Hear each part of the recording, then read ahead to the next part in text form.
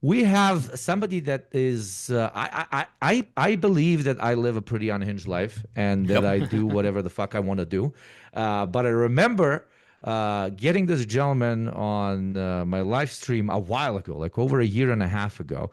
And he was first in the studio, then he went to a car, then he kept live streaming from the car, and then he starts entering this building that looks like it has a lot of security. What is he doing? It turns out it's an airport. He's And going through. as he's live streaming, he takes the device that he is live streaming with as he's screaming about communism and revolution, With a masked puts man, it mind you. in. Absolutely, I am on the screen. I'm a masked man in the background. I'm screaming, fucking kill these people, motherfucker. He's walking through an airport. He puts it down in front of the cop. I look, fucking armed police officers everywhere, and it just slides. We watch it on the live. Everybody shuts the fuck up. You know, the whole chat, the entire audience, the other person that was in the live, and we just look at ourselves passing through the metal detector. On the other side, we see the cop looking at me. I'm looking at the cop. The cop's looking at me. Whatever the fuck. He just passes. The cop does nothing. There's a masked guy on the other end. Diego just fear picks it up. He's speaking with local Ah, yes, Hamas what were we operative. talking about? Overthrowing the government? Oh, yeah, pretty interesting topic. I agree completely. It keeps walking. I would not have it's not balls. It's just like not giving a shit to such an extent. How do you do it? Teach us. Be our leftist Andrew Tate. How can we have this much positive masculinity, bro? Like that was so impressive. Oh my God.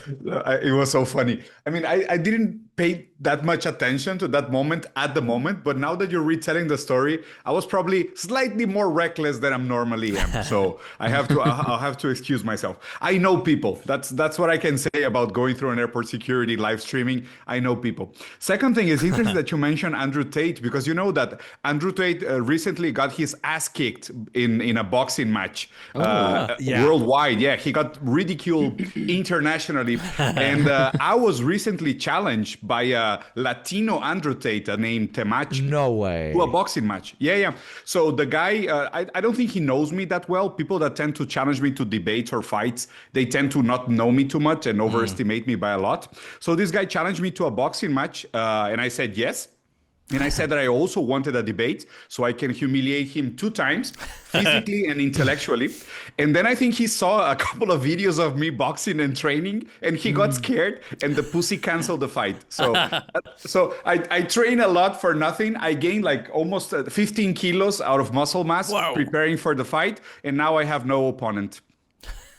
Well, I mean, worse JT, things. do you wanna fight our friend over some like niche Marxian disagreement? Partner, I'm ultimate 150 America's pounds. fight. I'm America's 150 fight. pounds soaking wet. You leave me out of this, partner.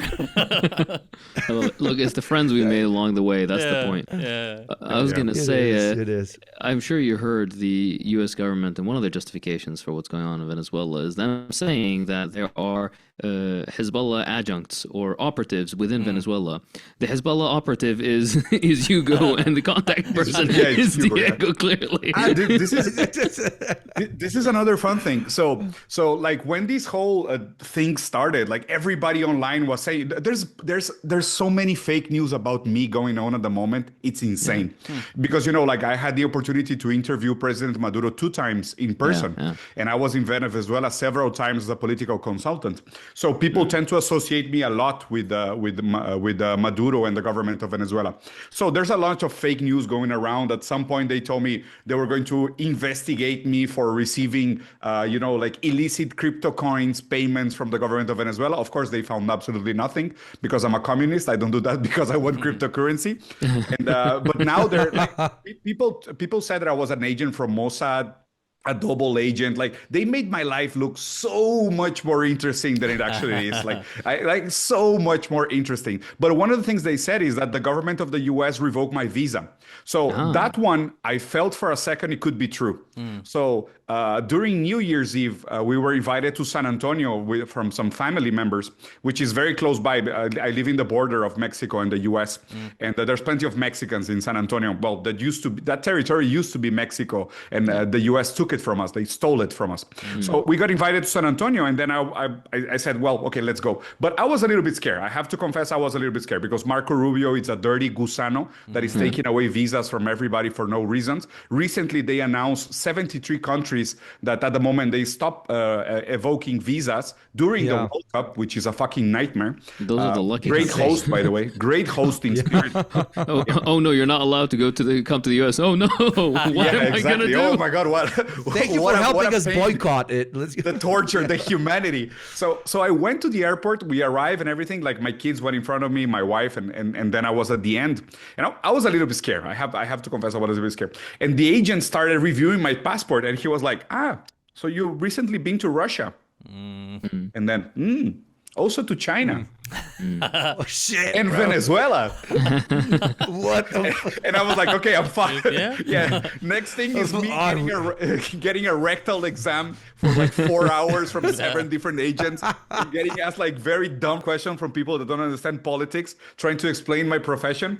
But the next comment was insane. The guy was like, and how was it? And I was like, it was pretty cool. Yeah, it was pretty cool. And how's China? And I said, China is amazing. And is it cheap? And I was like, yeah, China is like super cheap. It's insane. And the guy's like, yeah, I really want to go to China. Oh my God. Yeah. We're so winning. Never We're underestimate- going to win this. I have to remind people constantly that I have interviewed like 6 presidents by now. And but the only one people actually care about is Maduro, which is insane. Like the guy is becoming like a Che Guevara. Like Yeah. I think the US overestimated their own society of spectacle cultural aspect. You know, like they are so much into celebritism that Trump, without knowing, turned Maduro into a badass. Yeah. Like parading him like a Roman prisoner and going around in New York. Like now everybody loves the guy. And one of the things I said many times, because I was interviewed in several TV networks about this, I told people, if people think that Trump is charismatic, they have no idea what Maduro can do. Like if they ever give Maduro as a place to speak in public, it's going to be like Hugo Chavez and like Che Guevara at the UN again. Trust me on this. Because they don't know. And celebritism is so intertwined with American culture that, you know, like this sentence was presented by Baudrillard in his book in 1994, that the Gulf War never took place.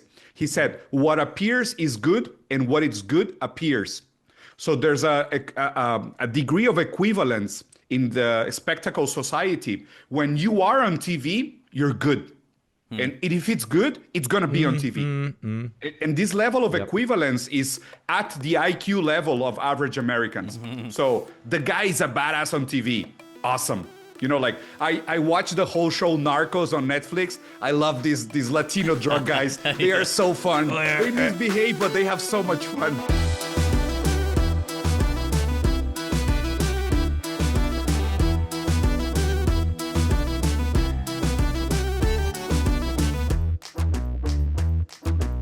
Hello, everyone, and welcome back to yet another episode of The Program. And today we have a very special returning guest and fan favorite, Diego Ruzarin, our brilliant comrade from Mexico and Brazil. I personally see him as a jack of all trades, journalist, political analyst, philosopher, and friend of the show. Welcome. Thank you for taking the time. It's a pleasure to have you here as always. Please tell the audience a little bit about yourself before we begin. So first of all, I think that's a great intro. It's a pleasure to be back. People probably don't know this, but I've been a fan of you three separately of your independent channels from much before I was ever a guest at the program. So for me, it's a great honor to be here sharing this space with my comrades and my friends. I think from all the fancy things you said about me, friend of the show is probably my favorite and most important one. So a couple of things that I would like to add. I'm originally Brazilian. I'm currently based in Mexico. I'm currently studying my second master degree into political materialism, which is the let's say, the branch of philosophy that I study and I dedicate my time to at the moment. I'm not only doing my master degree, but my master degree it's already focused on a research project. So I'm not a practicing philosopher. I don't like to say that, but I dedicate myself to the praxis of philosophy, specifically the application of materialism to the political sphere. So, of course, this is a continuation of the work of Marx. Marx is probably my most important and referential philosopher of all time, but I'm also very much dedicated to understanding concrete material reality with as much as rigorous analysis as I can, because I think already the world is a little bit too messy and people get lost into complicated ideological debates and metaphysical nonsense. And I think it's time for us. I think we have tried to interpret the world a little bit too much. It's probably time to change it a little bit. Hey, he says a thing. The thing. It's as if you literally read out the description of what also the program is about. That is why it's always a pleasure to talk to you, because there's it's not even about disagreement or whatever, but it is a compliment that one feels through conversation with someone else who confirms certain things that sometimes you question in yourself. Are they biases? Are they not? But then when you see someone that is pretty astronomical intellect, even though I'm glazing now, that is doing the same thing. Sorry, Hakeem, yes? No, I was gonna say, when you work through something through independent analysis and you arrive at a particular conclusion, and of course it's only natural to doubt your thought process. But when you see from various different sources, people have worked through it in similar, parallel, correct ways of interpreting the world, and then they arrive at similar conclusions, then you feel a little bit more safe, I guess, in the correctness. But it's a collective effort. That's why That's what, maybe there's something with this commune isn't thing. If only, eh? If only the word made more sense. Exactly right. Indeed. And let us begin. As you've said, you've met and interviewed multiple presidential figures, including Maduro before. So I imagine your reaction to the news of his capture must have been a little different from the rest of the world. I mean, you knew the guy. So take us back to that day. What went through your mind? Yeah, so I got a couple of calls at 2 a.m. in the morning, Mexico time. It was when the attack happened. The kidnap happened, because saying and using the proper legal terminology, you cannot take away a head of state. A head of state has several levels of diplomatic immunity before something like that can happen. So it can only be described as kidnapping or an act of war, a declaration of war. So I got a couple of calls at 2 a.m. in the morning from people asking me what was going on, if I knew something else, and I was surprised. Of course, I had no idea it was going to happen. The level of threat was already very high in the weeks before. There's something very coincidental about the date, the 3rd of January, because this is the third time the 3rd of January has been the day that a kidnap has taken place in Latin America from the US. So it happened in Bolivia and in Panama as well. So there's something there that is kind of weird. And also remembering that the 25th of December on Christmas, the US very nicely bombarded Nigeria over some Christians that were being tortured. So they found that the birth of Christ was a perfect date to drop bomb in order to protect Christians. It made so much sense. So it was already a very tense week. But I think that the U.S. does that because everybody's on vacations. There's a lot of factors behind the not making it this a very random date. So it was predetermined by some variables that are unknown to most people.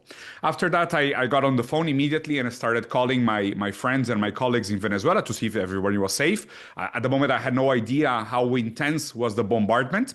And as I dig through what was going on, it felt more and more controlled, in the sense that the bombing that took place was very chirurgical. There was an electronic hacking to the airspace defense of Caracas a couple of hours before the choppers came in. The choppers flew for like half an hour from direction in the north of Venezuela, coming through Caracas over the mountains with almost no resistance. And then the kidnapping took place. And one of the things that popped immediately for me was the fact that they took Celia as well. Celia is the wife of President Maduro.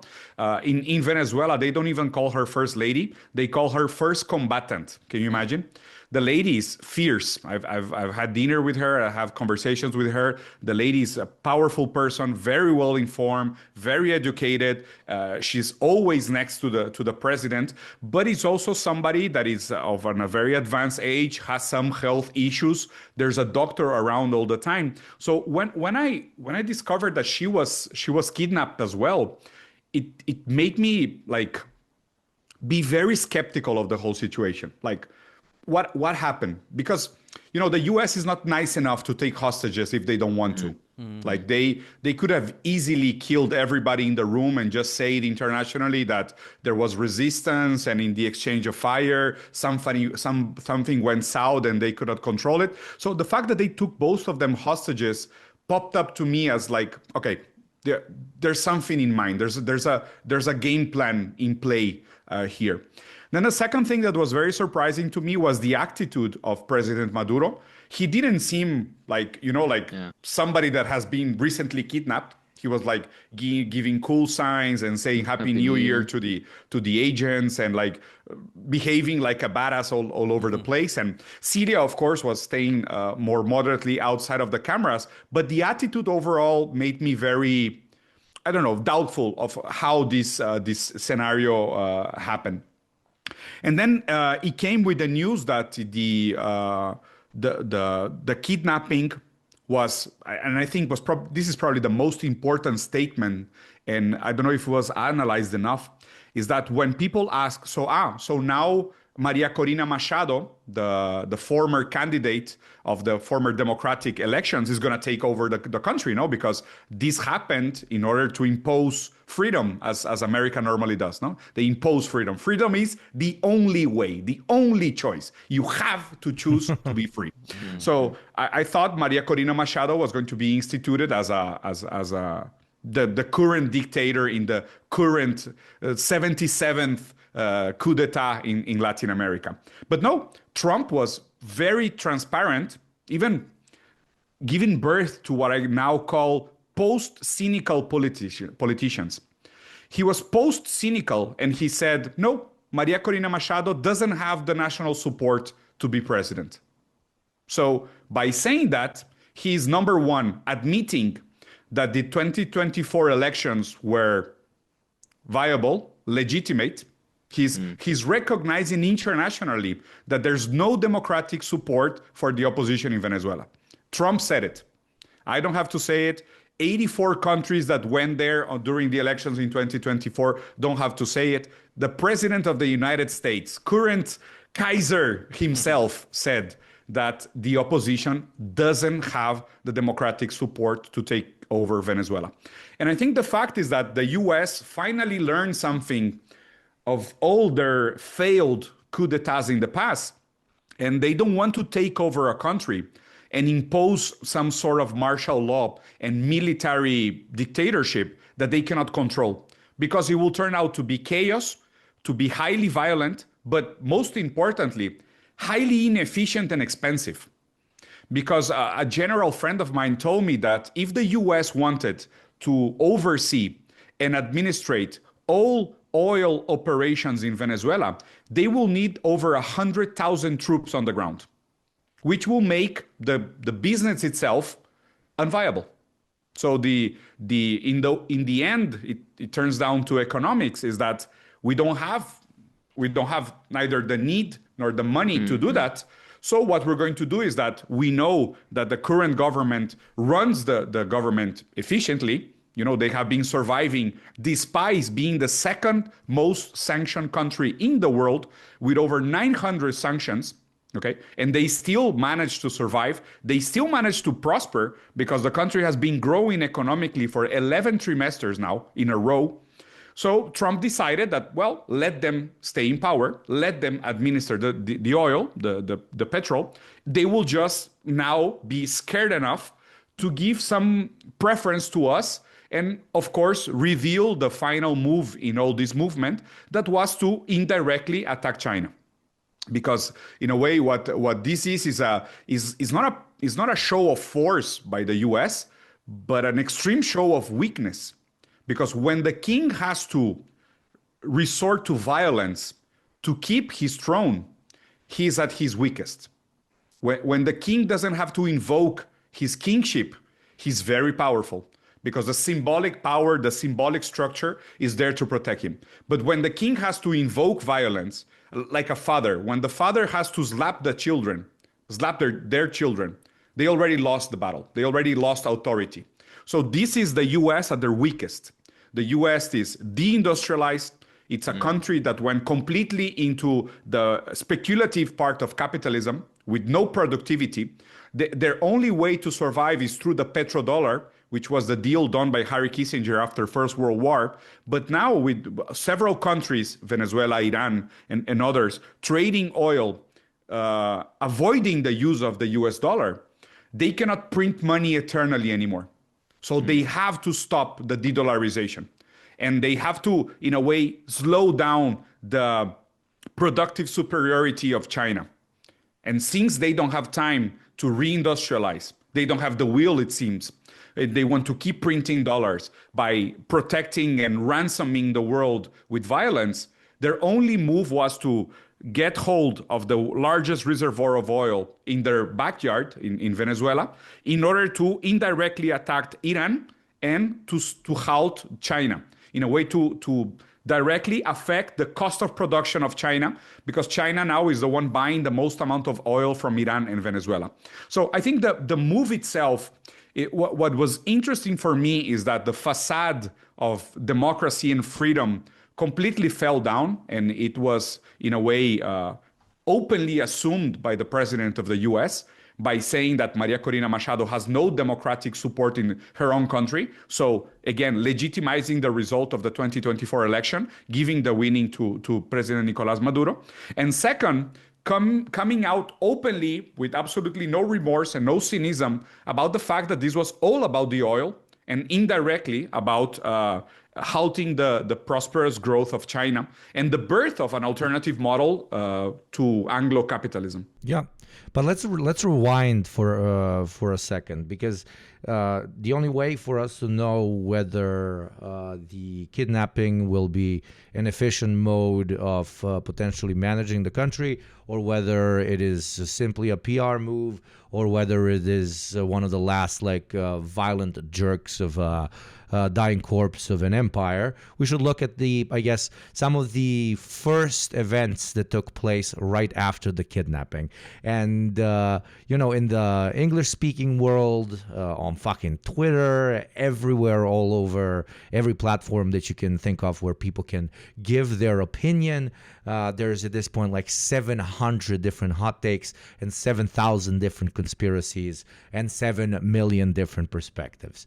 I know you have your sources, and you, of course, should not name them, but please help us, no joke, to have a clearer picture of what is currently happening on the ground in Venezuela, who's actually in charge, who's jockeying for power, and who is, if it's even possible to know at this point, who is the United States kind of trying to, one could say lobby, one could say romance, to make it more interesting.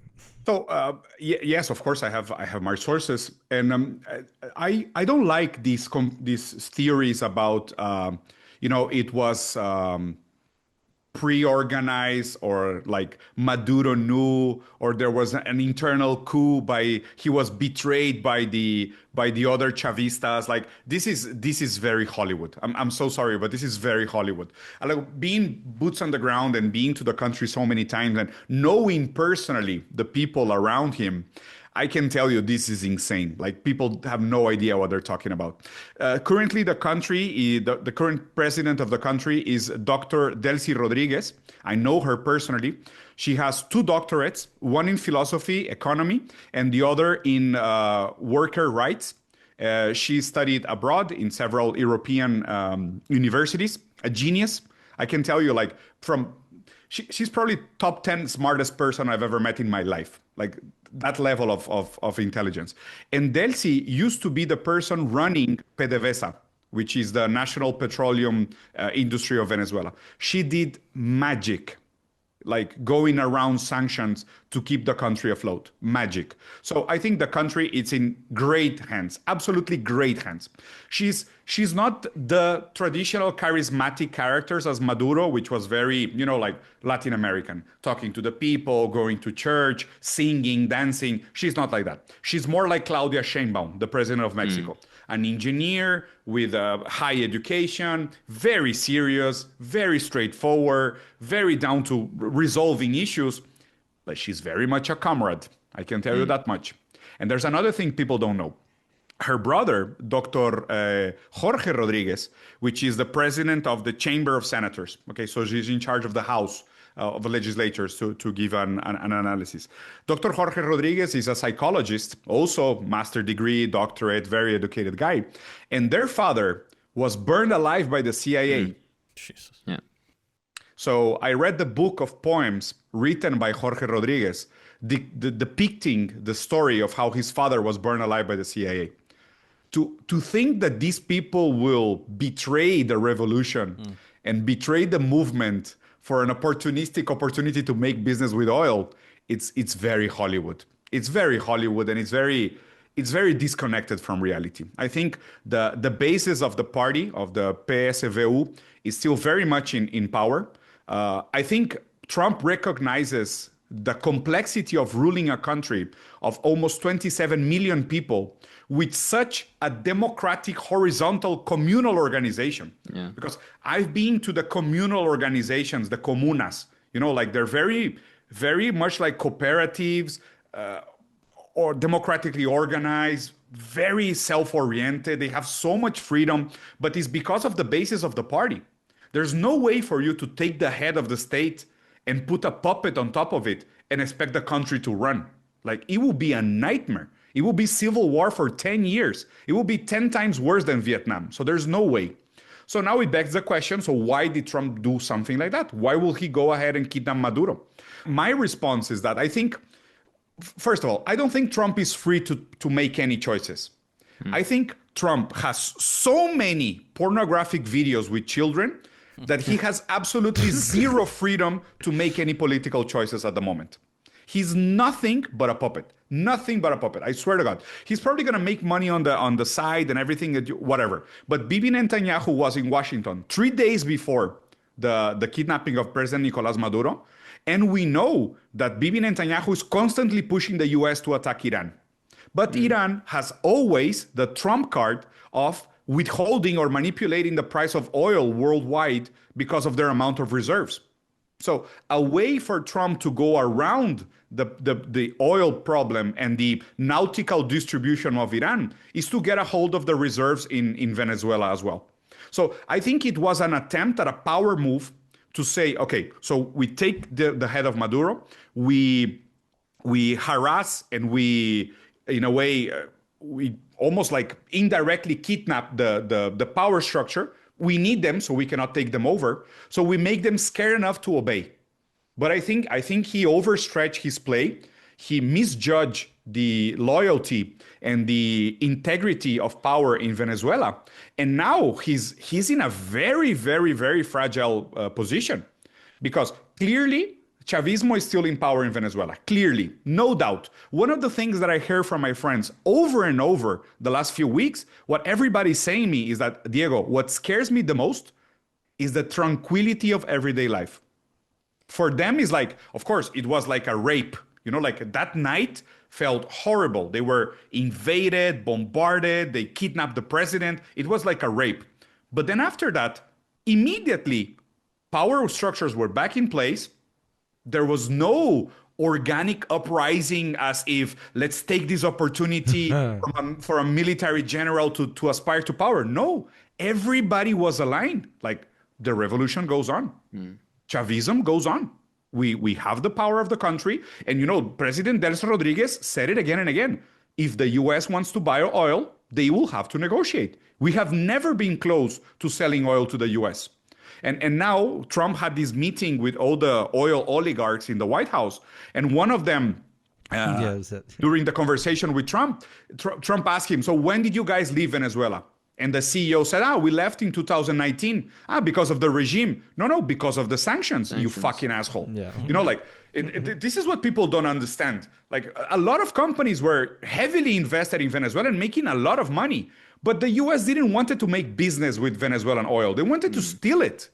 And the issue at the moment is that Venezuela is selling a lot of oil to China, even with non-competitive prices, and the US doesn't want that anymore. They want the oil for free. So I think Trump is in a heavy conundrum, heavy conundrum. And the fact that they are now harassing Iran only confirms the fact that this was a preemptive move in order to protect themselves from the geopolitical and economical repercussions of an attack to Iran.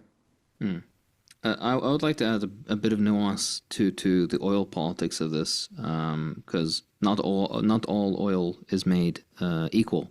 Yeah. When it comes to oil, just a very quick run through of crude oil and how it's processed. There's two values that people look at. Number one, if it's sweet or sour, that does not mean the taste. That means the amount of sulfur content. Because if it's quote unquote sweet crude, that means it's very light sulfur content. It's very easy to process, and it's also far less taxing for the refineries, and also you don't need special equipment. Exactly right. Meanwhile, sour is high sulfur content and it requires a lot more effort and money and specialized equipment. At the same time, there's something called the API, which is the American Petroleum Institute, which created a gravity scale to basically delineate or outline the viscosity of different kinds of crude oil.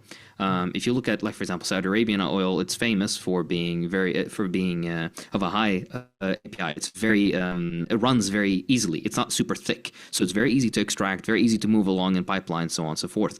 Meanwhile, Venezuelan crude is known to be especially heavy. It's also known to be especially exactly right. It's also known to be especially sour, so full of sulfur. So Venezuelan oil, yes, Venezuela has ridiculous reserves, but the thing is that it is difficult to process, expensive to process, requires specialized equipment Machinery to process, and at the same time, it is very difficult to move over large distances. And the biggest issue is that the largest oil fields that exist in Venezuela are deep inland. They're not on the coast. So you need a lot of infrastructure to move this across. So the idea that the United States could ever see any sort of profit off of this in the near future, short term, is impossible. This is not a short term play.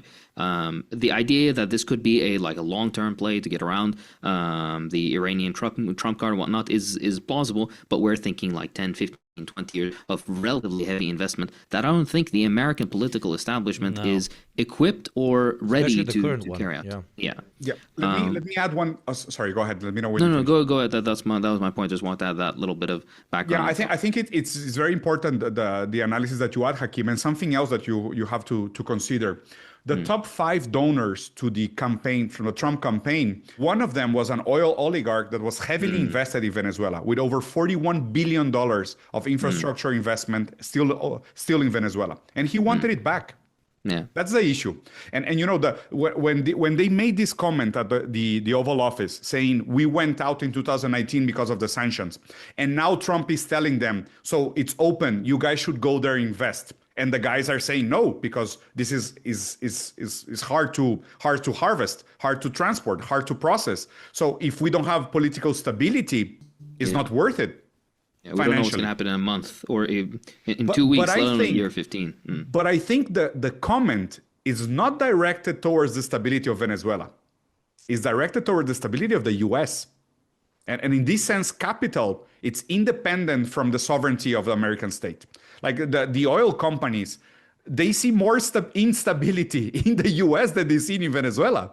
Because if you guys are going to keep fucking around with sanctions, and I have to wait 20 years to recover my investment, I'm not going to invest in Venezuela. And this is not an issue with Venezuela socialism. It's an issue between you fucking idiots, between Democrats and Republicans. You don't seem to fucking make up your mind. We either invade and take over for free, or we join the free market. But you idiots don't seem to make your mind. So I'm here sitting on $41 billion of infrastructure for the past 20 years invested in Venezuela that I cannot use because of your sanctions. It is a very stupid government setup, honestly. Yeah. But it's also like beautifully reflective of the American system. It's of realizing that it's not this incredible, ingenious behemoth that's just going to plow through and there's nothing you can do against it. They're bumbling their way through the vast majority. And if they did not have the economic, diplomatic, and military momentum that they had, that they built over centuries and slavery and genocide and whatnot, they would not be able to move the way that they do. And this momentum is slowing down and will eventually crash. And the best way of seeing it is these nonsense attempts like, oh, let's just throw a few pre-approved missiles at Iran and then stop, and let's attack one little area in Nigeria and then never do anything about it, and let's just kidnap the Venezuelan president or abduct him, and then just leave the government and all the chain of command intact. It really is very... It's a temper tantrum. It's a temper Post tantrum. KKK songs on Twitter. Yeah. Go on. No, it's just Go this on, very JT. Go No, on. that's it. That's it. Our government it is lashing out like a child who hasn't got its toy anymore. It's been taken by China, and now the U.S. is batting away at everybody's ankles trying to get it back, but they don't have the clout anymore. We've lost all the goodwill the United States has ever had between the coups, the destabilization attempts, the what we've done in Gaza, the aid rug pull with USAID. Like, obviously, be super skeptical about USAID as a whole, but there was some of that there where people were like, okay, we don't have medicine now because of, X amount of this was allotted to this. The United States has burned all its bridges. It does not have any industrial base. It cannot actually survive without shooting itself in the foot by getting involved in conflicts around the world that it cannot win anymore. I really hope they Exactly, do but get don't into you get it? Greenland. It's based. Yeah, but it's based, right? It's based. Of course. It replicates itself. It replicates itself. It is absurdly based because these lashings out, as you call them appropriately, actually garner you additional political power domestically. Because the wider population, the chuds, as we like to call them, they aspire towards some sort of behemoth that is no longer there. And how do they satisfy that? With these particular lashings out, because they, even in their own lifetime, they do not have the experience of America of old, that when it fucking steps on a place, nothing ever grows again. So they have no reference point, and they think that these droppings of bombs in fucking Nigeria are what the big guy does. So that then encourages the spiral effect, because they vote even harder and harder and harder, which then motivates the political class in the United States to commit itself further and further to the spiral. It's the decay of empire. It cannot stop itself, even if it tried, unless it utilizes some very particular methodology that, to an extent, it is utilizing now. We're going to talk about it later in today's episode, but that's a larger conversation. This sense of the inevitability of the fall of the American empire, and the fact that because of his current tripping over the stairs, we see it at its most vile, at its most violent, at its most imperialistic, at its most desperate. But in a way, it's like the myth of Oedipus. By trying to avoid your destiny, you fulfill it. Because Oedipus was approached by the oracle, and he was told that he was going to be murdered by his son, and the son was going to marry his wife. So he got super scared by the oracle. He decided to place his son in a basket and put him in the river. Down the river, he was picked up by a merchant. The merchant raised the kid as his own. At some point in time, they find each other in the road. The kid, without knowing, murders the king, and then goes on to take over the castle and have sex with his mother. So this is the U.S. This is the fall of empire. They are deindustrialized, so they invest in war to keep an artificial power over the world. But there's a cost to this machinery, which is at the same time burning bridges and eroding political legitimacy, because political institutions are dead. Political institutions are fucking over. The only international law at the moment is nuclear missiles. Yeah. That's it. The only international law at the moment is nuclear missiles. If you don't have nuclear missiles, you have no rights. Yeah. No Also, rights you're whatsoever. Absolutely. a hinterland of empire. At best, you can grovel, and then they'll still take everything they want. That's why the Yeah. DPRK is sitting pretty. I was gonna say two things. One interesting thing is also the fun bit about all this with the hyper investment towards militarization in hopes of maintaining empire. It doesn't create a real industrial base. This is not what creates economic sustainability or development long term. Even the forms of heavy industry that weaponry produces in the current era. I'm not talking about in the 40s when the same factories that make tanks can make steel beams for buildings, right? Now in the hyper developed and highly technical forms of industrial production required for missiles and whatever else, planes and all that stuff, that cannot be retooled for industrial production for rail lines, for example. Except for AI. Sorry, I just had to. I'm devil's advocate. Sorry. But no, generally, it's a losing proposition. But there's one thing that we said a bit earlier on. It was about the China oil question. The Chinese are well known to have this shortage or requirement of oil, even though they're going to reach their peak oil need by next year, it's estimated, and the sheer rate of renewable energy development is so quick and so vast and so broad that this will only decline steadily until it becomes basically a footnote for them, aside from technical or industrial purposes that they'll need it for. But what's interesting is that the Chinese aren't stupid, as we've seen through the incredible developments that they have, and they know that petroleum is a necessary resource that they need and they have shortages of, and that it could very easily be used to choke them out. So they've heavily diversified. So yes, it is true. China does buy a lot of Venezuelan oil, but for total oil imports, I believe it's something just like a few % of China's total. Of their total import is very low. Yeah, so it can very easily be substituted by Kazakh or Russian or wherever else, or even Saudi or other Gulf sources of oil, which are friendly, are trading in yuan now.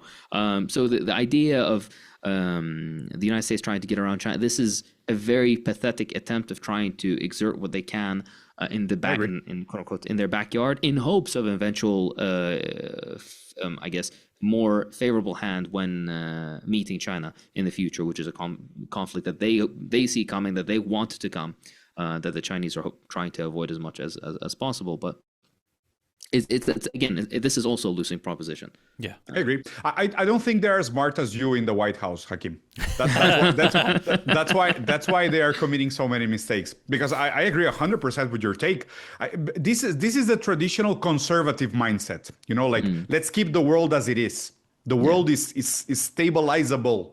There's a way for us to impose our will upon material reality in order to stop development and technology. It's insane. But this is the conservative mindset. And at the moment we have what is the average age of politicians in the US? 650. It's like 120. Yeah, it's like 70 something. Yeah, it's old. So what you expect guys that don't understand TikTok to understand that China is 40 years ahead of them? They have no idea. They cannot fathom the reality of modernity. They are trapped in neoconservative mindsets. They want to defend traditional values and go back to whatever great America was at some point in this fantastical timeline that they invented. They cannot grasp the idea that oil is eventually going to become a niche resource as well, and other sources of energy are going to be much more advanced. But this is also intrinsic to the mindset of capitalism. Pfizer hasn't developed a cure for a disease in 75 years.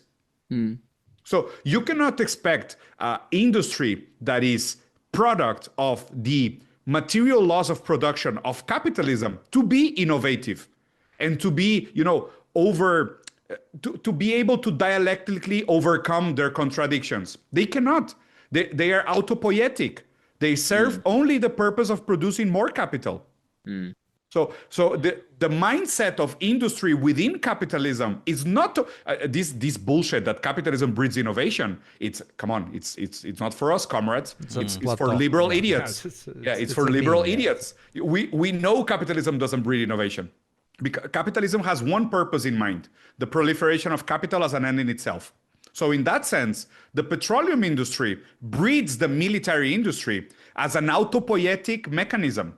as a system of systems in order to keep things in place. As Althusser said, ideological superstructures are given birth by material conditions, but their purpose is to perpetuate the material conditions from where they came. This is what we see. The ideology of the dominant class is there to keep in place the material conditions for where they came. So we cannot expect them even to see or understand that the Industry 4.0 and Industry 5.0. No, these idiots are thinking about a liberal paradise in Greenland with data centers that make absolutely no fucking sense, that will consume 33% of the world's water and eat more minerals than India for a product that nobody's willing to pay for us to make Nobody wants. furry AI pictures of celebrities. It's insane. Absolutely, yeah. Beautifully put, and we can continue and continue and continue, and I'm sure we will continue during today's fantastic episode. When it comes to, we will continue talking about the inevitable decline of the American contradiction spiraling out of control.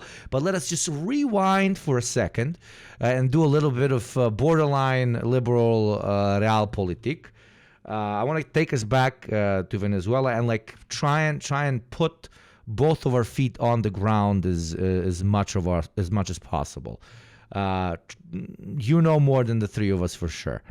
Tell us, what are the actual realistic options for both the Venezuelan government and, of course, the opposition right now? We're talking oil embargoes, domestic reactionary movements, a kidnapped president, as we talked, immense international pressure, all stacked on decades of embargo-caused instability.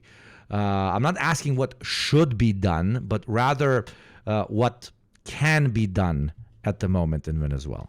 And I know this is a very loaded gun question, blah, blah, blah, blah, but I still, when we have you here, I really wanted to ask it. Yeah. I've been to Venezuela so many times. It's I don't really see any organic, how do you say, reactionary movements. This is mostly Twitter bloat, people are fascinated. I'm talking from abroad and stuff. I'm talking from abroad. There shit can be imported, blah, blah, blah.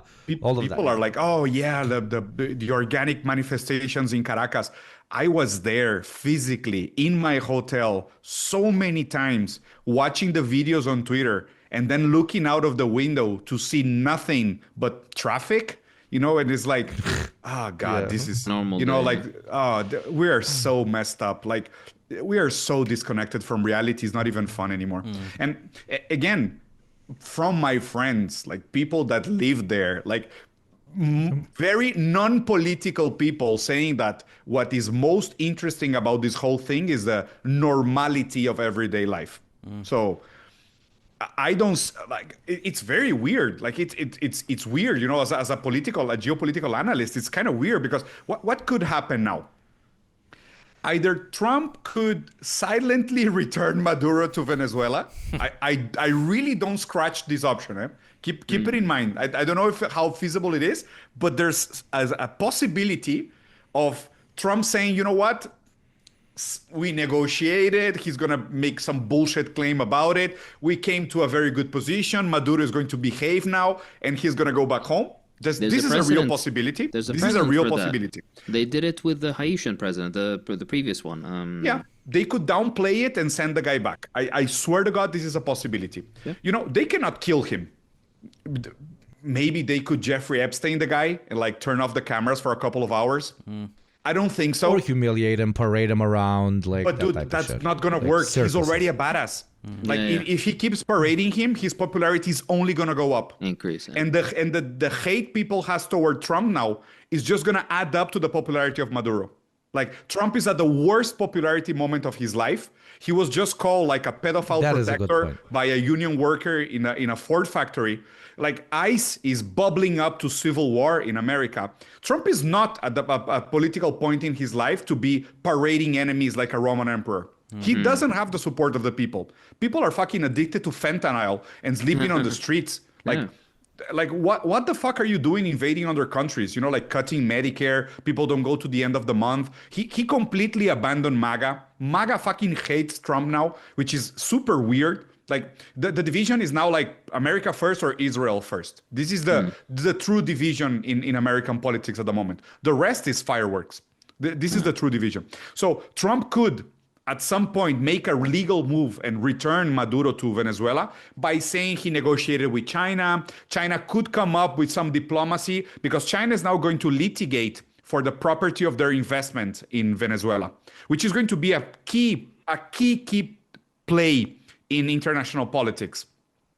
We will see what happened because China invested almost $1 trillion in the last 10 years in the Belt and Road Initiative. But if the US can go and invade a country any time of the day and take away those investments, then China is worried. So I think China is going to litigate heavily to say, okay, whatever, you kidnapped the president of Venezuela, but my property and my legal contracts for purchasing oil, they still stand. And they're going to make a heavy legal cost for America to fulfill those contracts with China. Because in the end, and this is kind of weird, Trump made a statement in the morning that he said, if you are against tariffs and in favor of free market, you're pro-China. I don't know if you guys saw it in the morning. Yeah, okay. So no, I missed it. What the fuck?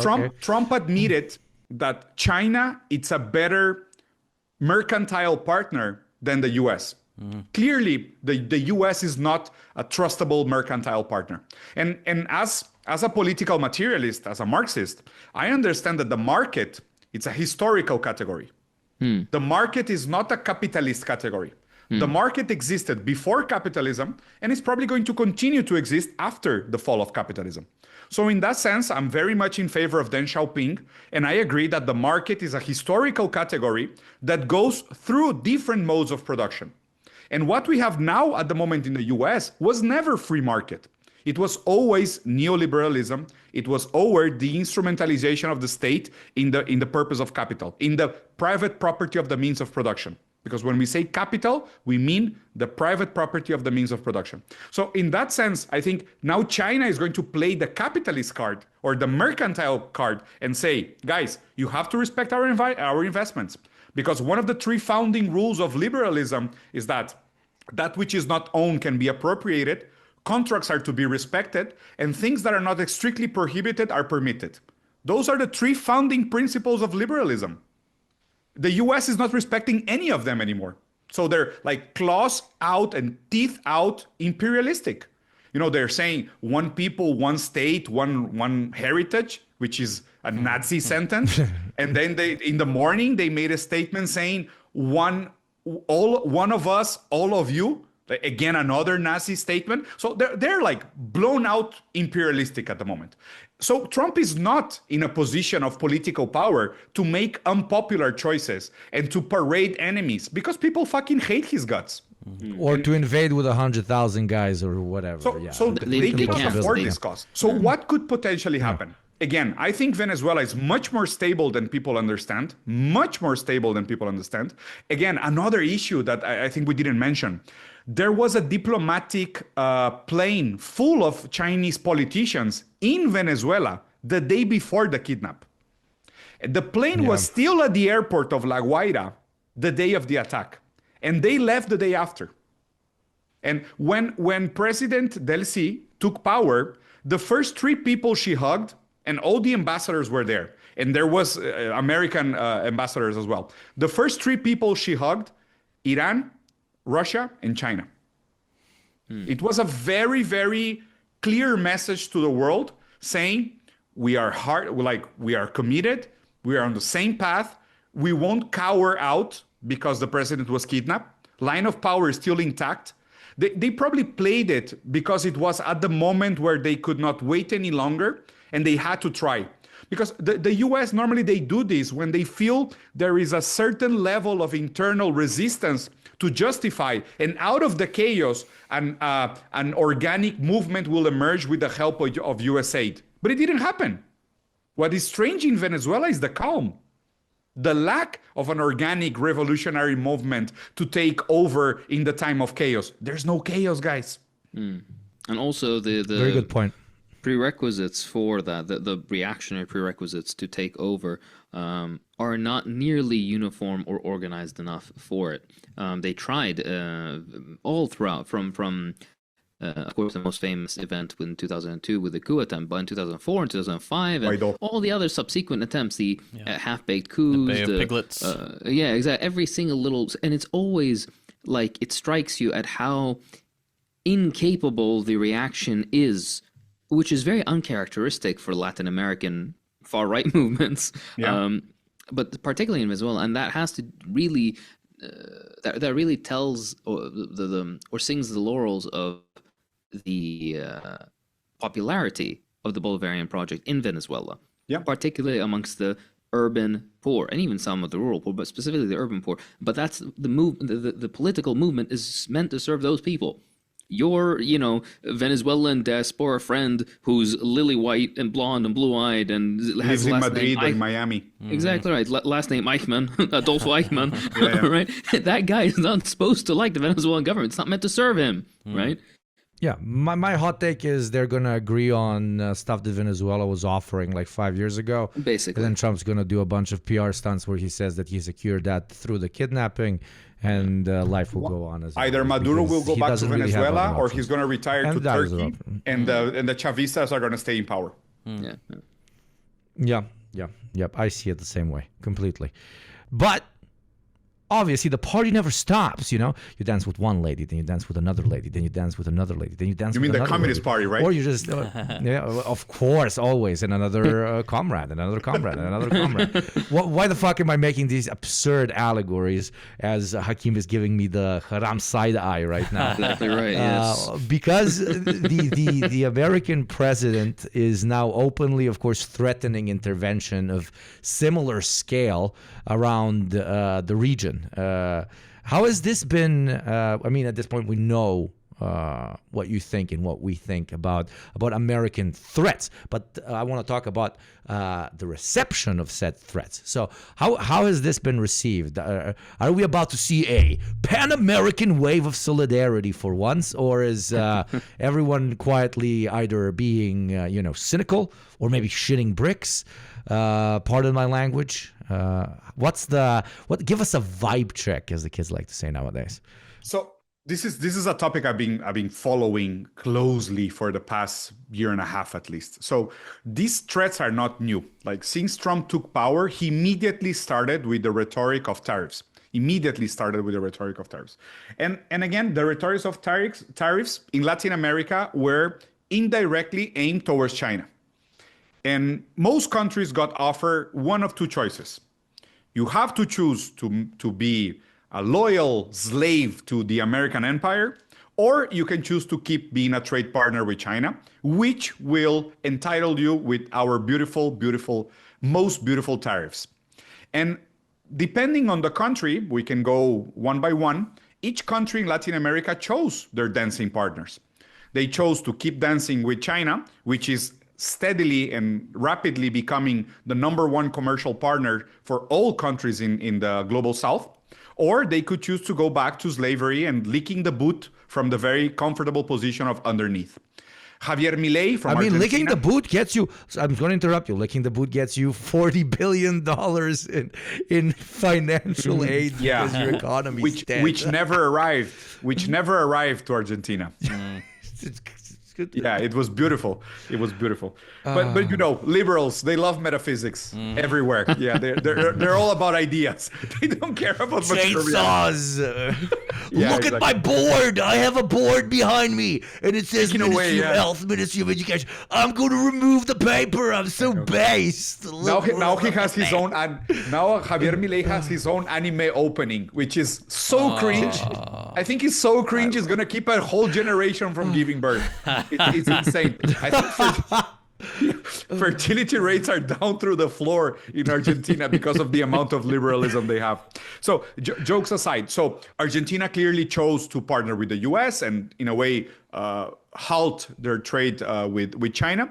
Brazil gave the middle finger to the US, and it worked out splendidly. because China took over the exports that were receiving tariffs from the US, and China absorbed that production capacity from soybeans, coffee beans, orange juice, different type of animal protein. So in Brazil, it worked perfectly. And remembering again, like Hakim said, the proportionality of exports and imports between Brazil and China is ridiculous. It's like China is like 1% is coming from Brazil, but for Brazil it represents like 37% of their exports. So for China it's very easy decision to make to say, okay, instead of buying from other countries, I'm going to help Brazil to reward him for his loyalty. And other countries in Latin America were giving different choices. Like Venezuela, it was never an option. Venezuela had to trade with China because the US closed the door, like the guys from the petrol company said. Mexico, it was very interesting because when Trump started in power, one of the first countries that he started harassing was Mexico, saying, you guys have a narco president and a narco terrorist problem. We're going to declare cartels as terrorist organizations and then justify invasion and boots on the ground. So the President Claudia Sheinbaum was like on the phone every day negotiating with the ambassador and whatnot in order to calm things down. But in the end, what happened, realpolitik, and I know this because I'm very close friends with the Ministry of Commerce, Marcelo Ebrard. I also have a couple of interviews with him on the air. He was almost forced to impose tariffs on China. And now Mexico is taxing different categories of exports from China from 5% to 50%. Remembering that Mexico is the country with the most brands of cars in the world. So it's like a testing ground for car companies. And we know the automotive industry is one of the key industries that the US is trying to protect, and the lobby from Elon Musk and whatnot. So clearly, Mexico made a choice. But now the pity is, and Rome doesn't reward slaves, no? Again, Trump is harassing Mexico and in a way challenging the president, saying that he's going to put boots on the ground again, even though the president imposed tariffs on China. Because you cannot trust a country going down the drain. Like, this is a boat full of holes and it's gonna sink. Like, he's going to sacrifice his enemies, but also his allies before he goes down.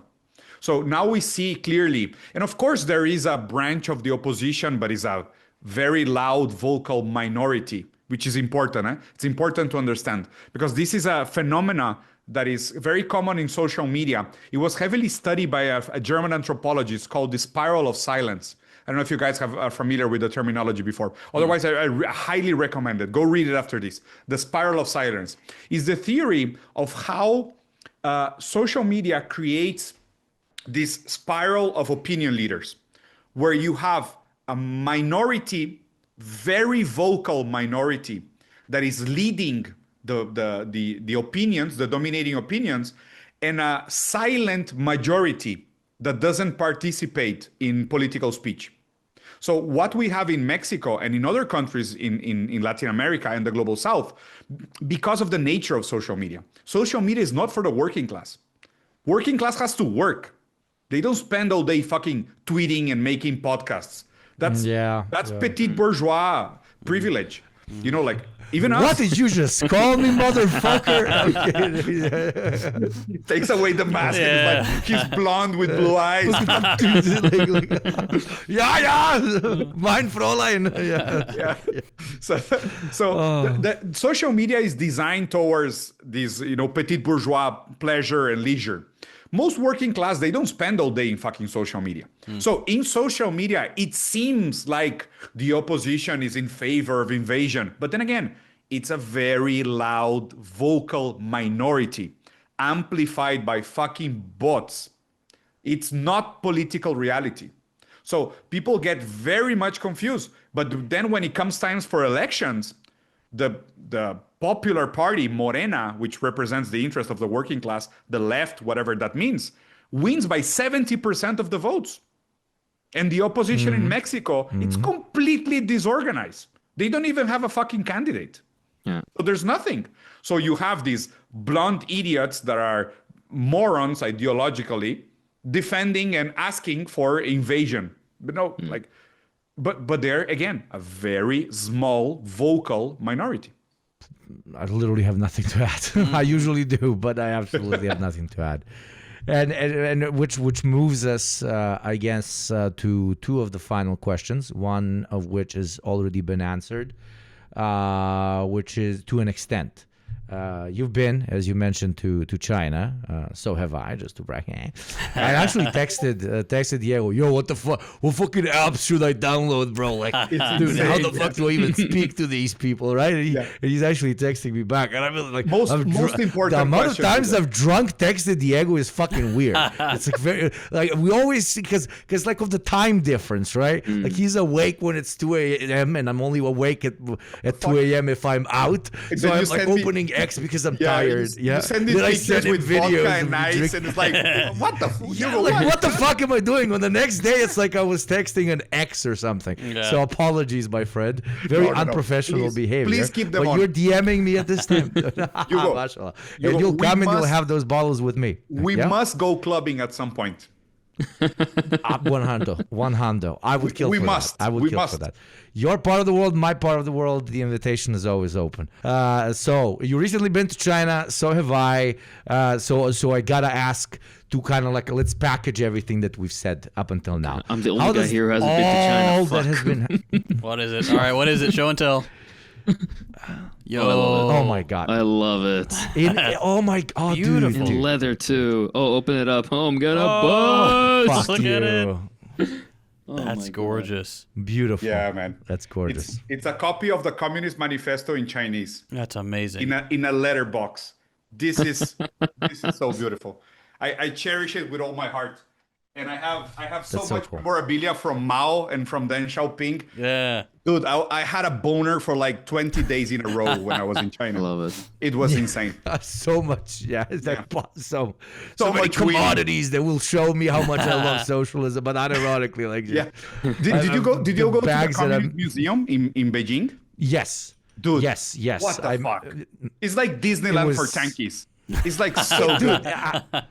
But I fucked up. I went with my girlfriend, now fiance, right? And obviously she's a Congratulations. comrade or whatever, but she wants to spend like 45 minutes there, not 4 hours, right? You should have I'm just taken standing me. there, I'm like reading. You I'm like, know she's you like, know "Are you fucking-" messed up. Yeah. I was like, but I tried. I was like, Are you "No, honey, sure she's go the to one?" No, she is. She's lovely. Like, She's no, lovely. I'm very much so sure she's the one, because if she's too much of a comrade, then we will become so fucking like annoying. Then you know what I discover mean? she's a Trotsky like in and you're social like, settings. it's bad. Right, in social settings with the normies, when I start ranting, she will say, "Yo, maybe let's like talk about, I don't know, dogs and cars and football or something, not about how we must Take over uproot the power." economy from its current." Yeah, right. So she keeps me in check, and I really love her for it. Sorry, That's I a good deviated the suggestion. conversation. You went to China. No, you didn't. No, that's fantastic. That's the point of a podcast. But you've been there. I've been there. JT's been there. Only Hakeem has not been there, which Yeah, is fuck me. fucking Yeah. crazy. Rub it in my Tankiest face. fucking tank drivers to My ever God. exist on the internet. The only has not fucker here been- who works a full-time job. Can't fucking go to I China. eat my ass. Oh, I knew she's gonna whip that out. You know how toxic to. it is, True Diego, and proletariat. your Yeah. listeners working with someone who, like, Yeah. truly and objectively does contribute to society far more than you do. Like, I agree on this. But still go fuck yourself, okay? That's how she's Sadly. bringing it up all the time. You piece of shit. Okay. Yes, China. We all understand now. I'm like, I think you noticed, Diego, and I think the audience noticed. I'm very much so playing naivete throughout this entire interview and kind of asking questions, and maybe Ugopnik or JT or Hakeem wouldn't, but that maybe some member of our audience definitely would, because the whole point here is to get quote unquote the program and to learn something more. So look at the question that I'm about to ask from that type of context. You're not talking to the three of us. You're talking to an everyday comrade, right? Okay. And we all here understand, the brilliance of the do nothing win foreign policy tactic of China. But we too must admit that if the opponent actually successfully carries out their clandestine operations abroad time and time and time again, our sphere of influence risks remaining minuscule in comparison to the big guy. So TLDR, how does what happened to Venezuela, what is currently happening in Iran, what is potentially going to happen all over South and Central America and maybe fucking Greenland, how does that impact the, let's call it, global anti-unipolarity movement in your view? And does it impact it at all? Anti-unipolarity movement. So the multipolarity movement. Oh my God! Yeah, Come on, I wanted to make it complicado. Yeah. no, yeah, you made it. So I had the honor of participating in a couple of party events in China with the CCP, with the Chinese Communist Party, and I was actually one of the few guests that was allowed to ask questions in the front row without going through previous screening. Wow! So either they knew everything about my browser history of pornography, or they knew me dumb enough to not ask any harmful questions. So regardless, I trust in the party more than I trust in myself. So no problem. So I ask a question to one of he was the, how do you say, chancellor, like the chancellor of exterior foreign politics for the Chinese Communist Party to Latin America. And my question was slightly in the same direction. So China has this policy of doing nothing and winning, the no intervention policy, right? So I said, okay, so I understand China has this no intervention policy, but because you come from a basis that every country has a level of sovereignty to make their own choices. So you're observing from abroad sovereign countries making choices about their concrete material realities, right? So I said, but I don't think most of these countries have sovereignty. They are more like occupied colonies in different modes and in different levels. So they're not really freely choosing what to do and choosing who to trade or choosing who to ally with. And the response was, to my surprise, very profound. So the response I got was very different from what I wanted, because I wanted something like, fuck yeah, let's go intervene and Star Wars in the global south everywhere. Bomb Tel Aviv. Yeah. Yeah, like, no, they were much more like, what a country learns in the process of becoming sovereign cannot be avoided. Ooh. The process of reaching sovereignty, it's not a skippable historical process. That's very profound. Yeah, it's very Tao. It's very much Tao De Star Jing. Trek. It's very Tao. This is very much in line with Confucianism, with Chinese legalism, and very much in line with dialectical materialism as well. We cannot be dirty French accelerationists. Yes. There's no such thing for accelerationism. Historical processes need to happen. You cannot give somebody their freedom. You cannot, this is Lacan. Historically, it's blown back. Yeah, We've done that. We've tried that. And that's one of the main criticisms here in the show, that we throw out the Soviet Union and so on. Like exactly. And we can even go back to Spinoza or Lacan. No, Spinoza used to say, why do people fight for their slavery as if they were fighting for their freedom? And then Lacan added to that sentence, Jean-Jacques Lacan, the psychologist from France. He said, every revolution, it's about a slave searching for a new master, and they always find it. And this is the issue. When a slave fights for a new master, they will find a new master. But sovereignty is not about submitting to a new master. It's about unsubmission. It's about unsubordination. There's a very good book about founding unsubordination from an Argentinian philosopher called Marcelo Gullo. And he studies the processes of how countries became sovereign. So in that sense, what is happening right now is that what we're seeing is this very old law about power against, liberal politics. Is that the only true power is, at the moment, the power of violence, the power of bombs, in order to exert some sort of sovereignty. The decorations and purely aesthetic decorations of human rights, international law, UN, NATO. They're shown their true colors as mechanisms put in place by the powerful to keep the powerful in place. And it's like a net that only catches the small flies, but the spider is always free to move around. This is international politics 101. And this is international law 101. The UN doesn't give a shit about the genocide of the Palestinian people because Netanyahu can do whatever he wants. Trump can kidnap a sitting president with absolutely no repercussions. Russia can move cargo ships from one continent to another, even ongoing embargoes, they don't really care. The law, it's only there for the small flies. The spiders don't give a fuck about law. So in that sense, I think this is a very interesting historical process that I think beyond the fact that the world is moving towards, and according to me, an unstoppable multilateralism because the weakness of the US is showing everywhere.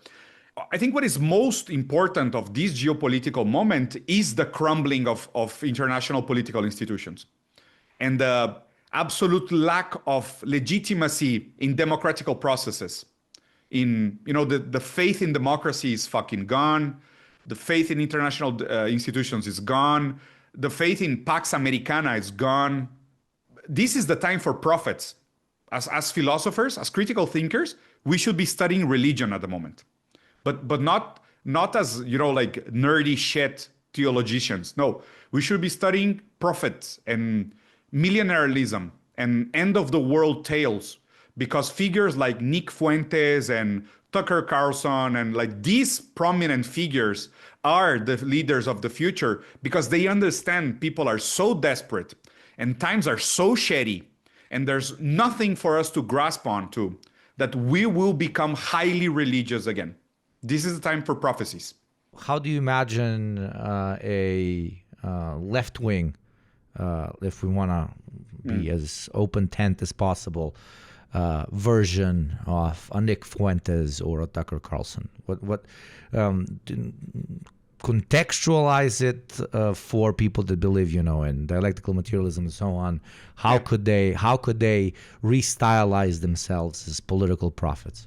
Don't use the word believe in dialectical materialism. Oh, I know you didn't shut intend up, it that nerd. way. I know. This stuff. But idiots here. It's like when we Yeah, mentioned. yeah, Sorry, the nagging voice in the back of my head is like you Yeah. can't skip over historical processes. I agree, but we don't mean it in a Menshevik take that you cannot make. That's not what we mean. Right? Exactly. Yes. So, Yes. so Yes. let's go step by step. So first, I think I've said this in the program before. I don't really believe in the left-right division. I think this is highly unuseful for the current state of politics worldwide. I think the division has always been capitalism versus communism. I believe left and right is within the liberal spectrum, and even left-leaning political models at the moment, they still rely on private property of the means of production and a welfare state, which it's an 80s idea, which peaked at the 80s.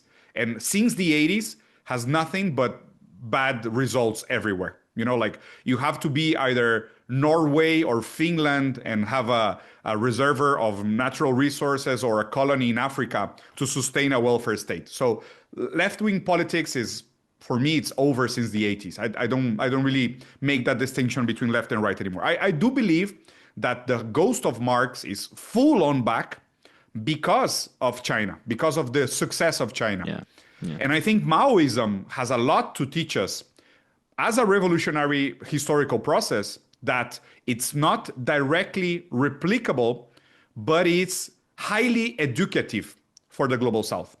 Because the Global South has no other sovereignty example beyond China. The Global North has some, even South Korea, whatever. But the Global South, we have no example, no functioning example beyond China. So China is our example to be studied, not to be replicated, I have to be very clear, but to be studied. In that sense, what I'm actively working on by studying the political formation of China, Deng Xiaoping, especially Deng Xiaoping and Mao, of course, as an extension, is that we have to find our way to develop our productive forces, to develop our power to withhold and extend violence, develop our nuclear programs, and aspire to sovereignty. Only in that sense, then we can have national projects, political projects, emancipatory projects, humanitarian projects. Only that way. Because at the moment we know that via democratic left and right bullshit politics, at the most, we can aspire to be loyal servants to the US as long as we don't interfere with their geopolitical agenda. That's it. This is the best case scenario for functioning democracies around the world. Not to step on the toes of a bigger potence. So my proposal for a project at the moment is that we need a geopolitical bloc that unifies the South of America and all Latin-speaking countries, Spanish and Portuguese. It will make us the third largest political force in the world today, culturally very unified, very hegemonic, linguistically 99.8% compatibility between Spanish and Portuguese.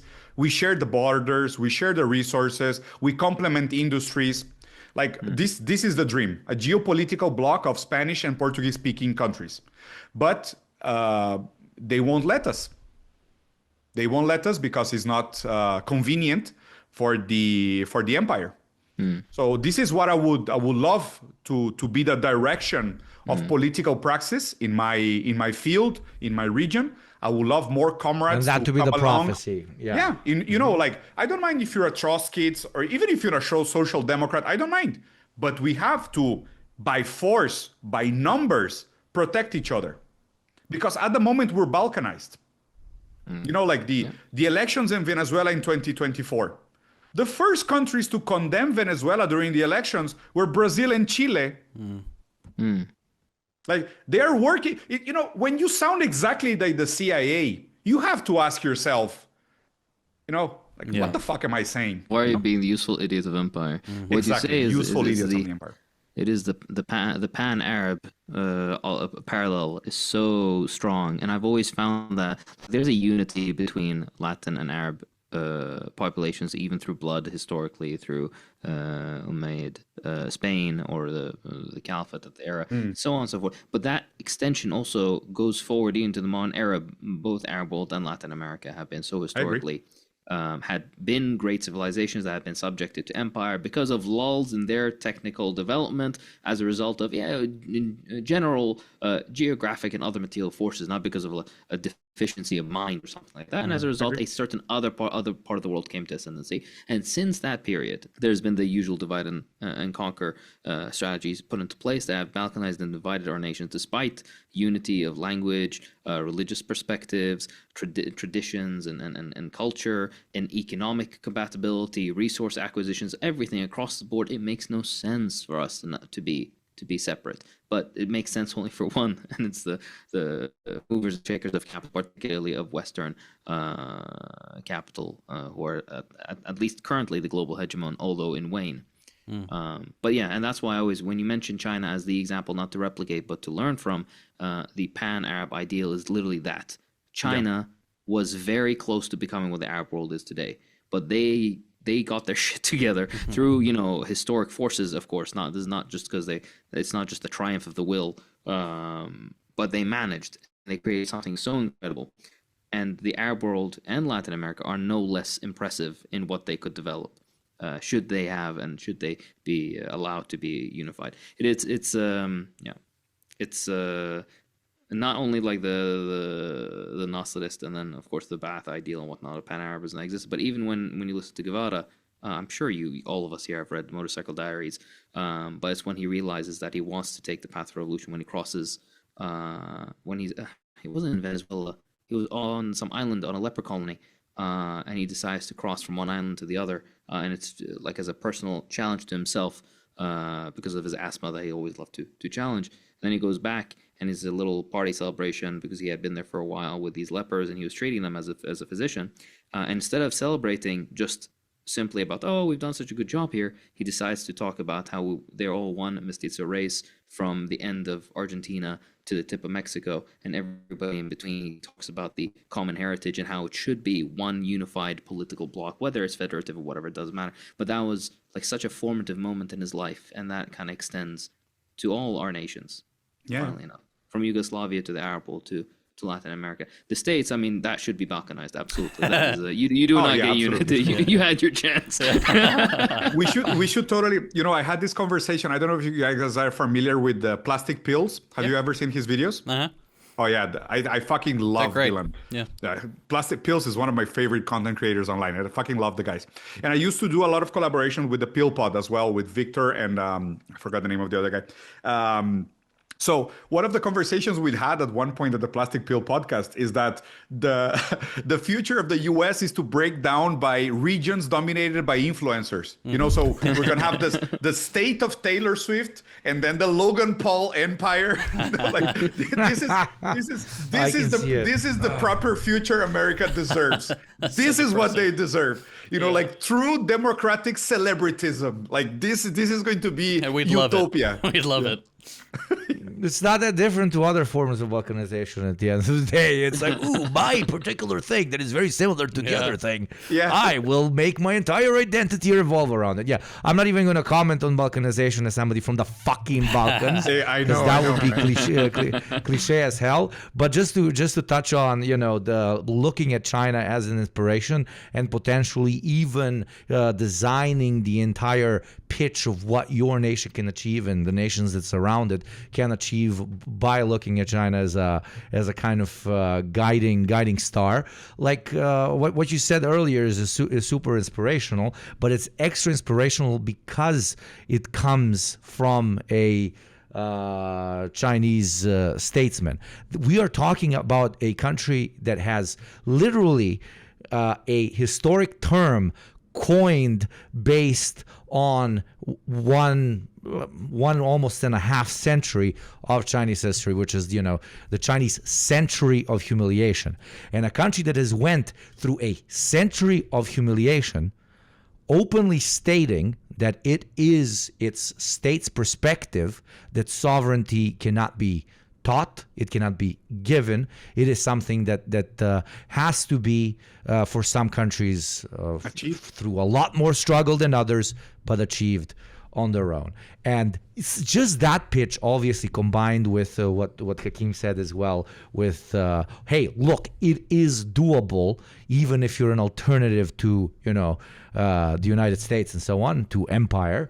A combination of those two can be truly pretty much molded into an almost like prophetizing style of ideological pitch to your fellow countrymen or even brother, because there is something to go towards. That is why I'm so low-key pissed off and high-key I consider them idiots, to be perfectly honest, when I see comrades that do not utilize the successes of the People's Republic of China in their pitch towards socialism.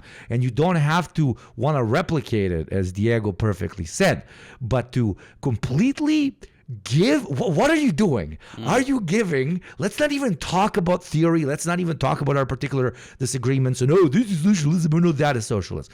Just from a purely pragmatic perspective, you are giving capitalists and reactionaries, not like there's a difference between the two, the fastest growing economy in the history of mankind.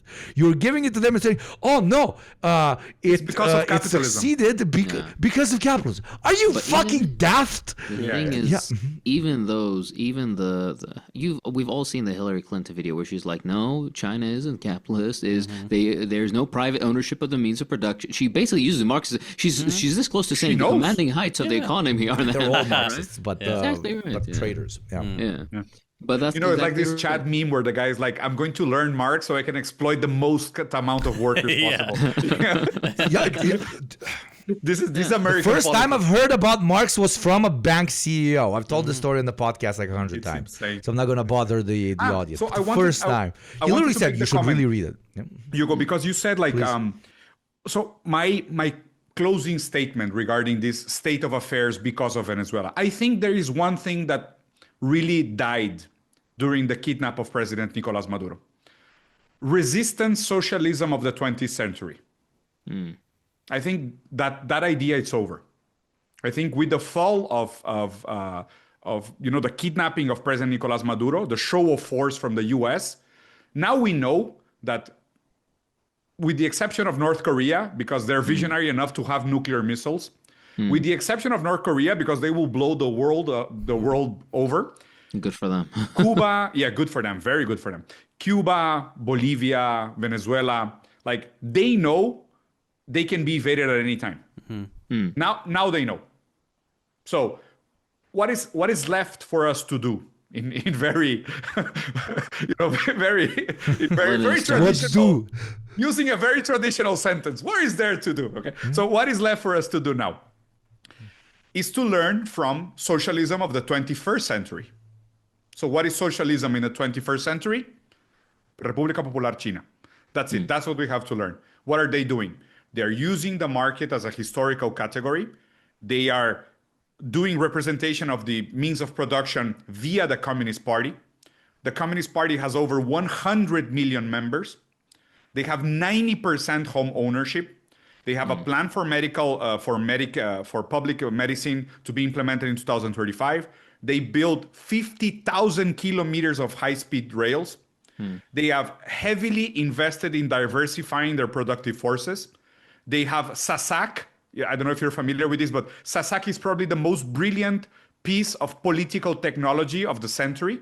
It's called the State Asset Social Administration Council, SASAC, which is a committee of technocrats, experts that oversee state assets in every company that they have a shareholding, even public, private, and mixed equity. It's overviewed by the SASAC. So there's plenty of political technology that we should be learning, studying, and reading every day to see what we can replicate in our countries. Even special economic zones, zonas económicas especiales, special economic zones, TVs, Town Village Enterprises. There's so much. It's insane. Like this time that I was there for a month, I visit like 4 different regions and over 20 cities in the rural area near Beijing and in Hunan, Henan as well. It's the amount of technology, political technology, practical cases that we have to study. It's insane. It's ridiculous. That's why I came back. I was doing my current master degree was in critical theory and post-structuralism of language. I said, this is a waste of time. I want to study China. I can keep learning Derrida and like going in circles around language for another century. But like this is happening, and this is actually useful, very useful. Very much useful. And I found it very surprising. And I want to say this as a letter of inspiration for the cameras that are listening to us.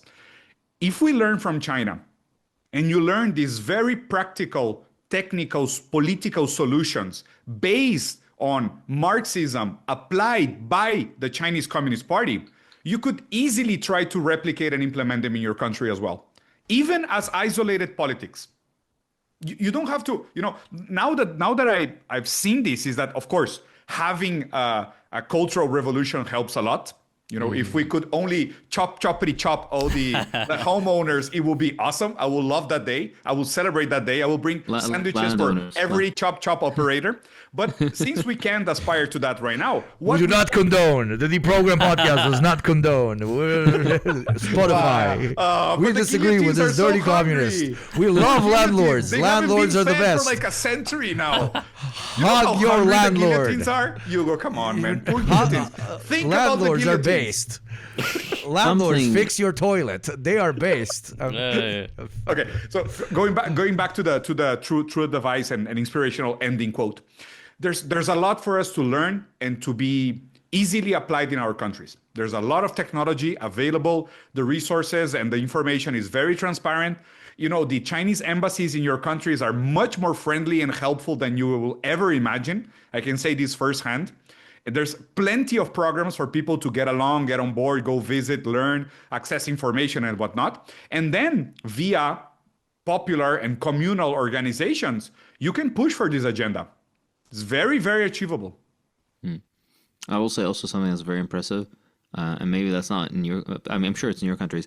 The Chinese ambassadors the Chinese ambassador to Iraq speaks in like fluent Iraqi dialect, but he has a thick Chinese accent. But his Iraqi It's such a dialect of Arabic niche is thing to add. it's But such yeah, a beautiful. yeah, It's, But no, when you say that, the American the ambassador they does don't not care. speak a word. Of Yeah, Arabic. yeah, it's true. Yeah, they don't even know So how just many keep- people live in the country. There's a video of him, by the way, just sitting by a tigress and he's drinking tea, and he's like, "I really do love Iraqi." It's just like it's like a 7-second video. It's not even propaganda. He's just enjoying the tea. The Chinese confirmed that our tea is very Chinese. Exactly right. So based. You well, in that order, you've all met us at the very Chinese time of our life. The commodity form shall abolish itself. Don't worry. Tong Shi Men Hao. In the words of a very old Macedonian communist that I've met, that was like absurdly pro-China, even in my more naive days, like I'm talking like a decade ago, where I might necessarily was. We were talking about socialism. We're talking about its implementation. He brings up China as a great example, and obviously I react the typical way. A very young socialist that's very principled ML blah blah blah to him, and he replies literally just by saying, "If you don't like it, do better." And I'm like, come on, that's such a fucking absurd. Like that's so fucking cheap. But he turns around, he's like, no. I literally mean it. Please do better and then talk. And I've been thinking of that Macedonian piece of shit. He's probably dead now for the last fucking decade. And as I get closer and closer to an extent to his opinion of us critically viewing it, but also seeing it as an inspiration, I start becoming more and more of an old Macedonian communist. Yeah. And with that being said, thank you very much, Diego, for coming on the show. Please tell everyone in our audience where they can find you, what some of your future projects are looking like, and so on and so on. We're going to plug all the links down Sure. below. So first of all, thank you guys so much for the invitation again. For me, it's like standing next to comrades, but also shoulder with shoulder with giants. You guys pretty much started this movement online. Like I've been, again, watching your videos for years. Even before I became a YouTube content creator, I was already learning from the three of you. So thank you for the space. Thank you for the program. I know for sure that your audience is very appreciative of the work that you do. Having said that, for the people that is interested in my work, most of what I do is in Spanish. And now I've been doing a lot of work in Portuguese as well, being coherent with my intention. I've been participating in a lot of podcasts in my original country, Brazil, which I'm pretty much unknown. It's kind of weird. Like I have 10 million followers in Spanish-speaking world, but like nobody knows me in my home. It's like it's so weird. Like I get invited to these programs in Brazil, and it's like, yeah, so you speak Portuguese, and it's like, what the fuck? I was born here. Yeah.